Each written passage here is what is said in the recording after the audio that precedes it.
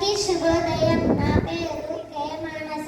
నేను 4వ తరగతి చదువుతున్నాను. ఈ రోజుటి నీతి కథ పేరు నక్క అత్యాశ. ఒక అడవిలో వేటగాడు వేటకు వెళ్ళి జింకను చంపాడు. అలాగే వెళ్తుండగా పంది కనిపించింది. ఆ పందిపై బాణం విసరగా ఆ పంది వేటగాడిపై దాడి చేసింది.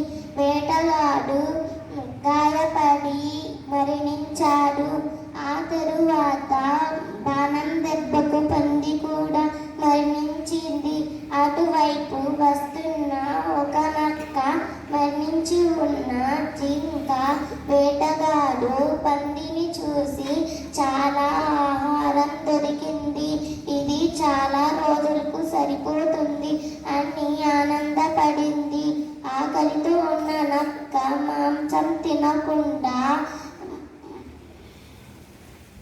పందికి గుచ్చుకున్న బాణం తిని ఈ రోజుకు ఆకలి తీర్చుకుందాం, మాంసం తరువాత రోజుకు ఉంచుకుందాం అని అత్యాశపడింది.